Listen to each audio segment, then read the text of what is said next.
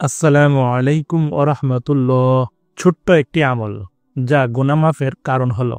আজকের এই ভিডিওতে এমন একটি ছোট্ট কিন্তু আশ্চর্যজনক আমলের কথা বলবো যা এক নারীর জন্য জান্নাতের দরজা খুলে দিয়েছিল। ছোট্ট একটি কাজ, কিন্তু তার প্রতিদান অসীম রহমত। প্রিয় দর্শক, একবার রাসূল সাল্লাল্লাহু আলাইহি ওয়াসাল্লাম তার সাহাবীদের এক বিস্ময়কর ঘটনা বলছিলেন। তিনি বলেন, একবার এক পাপী নারী একটি কুয়ার পাশে ছিল।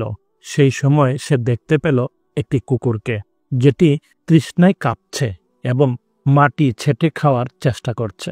তারপর কি করলেন সেই নারী নিজের জুতা খুলে তার কাপড়ের অংশ দিয়ে জুতা বেঁধে কুয়া থেকে পানি তুলল।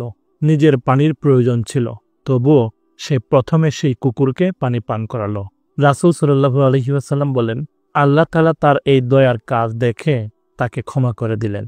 এমনকি এই পাপী নারী, যার জীবনে অনেক ভুল ছিল, শুধুমাত্র একটা পশুর প্রতি দয়ার কারণে সে জান্নাত লাভ করল। এই হাদিসটি সহিহ বুখারী ও মুসলিমের রেওয়ায়াতে পাওয়া যায়। আমরা শিখি, শুধুমাত্র নামাজ রোজা নয়, মানবতা, দয়া, করুণা এসবও ইসলামের গুরুত্বপূর্ণ অংশ। ছোট্ট একটি আমল, কিন্তু তা যদি হয় মহান আল্লাহ তাআলার সন্তুষ্টির জন্য, তবে সেটি হতে পারে গুনাহ মাফের মাধ্যম। প্রিয় দিনী ভাই ও বোনেরা, আসুন চেষ্টা করি আমরা যেন প্রতিদিন অন্তত একটি ভালো কাজ করি। হয়তো আপনার একটি মাত্র দয়া, হাসি, সাহায্য বা দোয়া আপনাকে জান্নাতের পথ দেখাবে। আজ এ পর্যন্তই।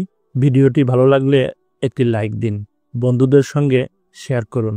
এমন আরও গল্প পেতে চ্যানেলটি সাবস্ক্রাইব করুন, আর কমেন্টে লিখে জানান আজ আপনি কার জন্য দয়া প্রদর্শন করেছেন। ভালো থাকুন সবাই।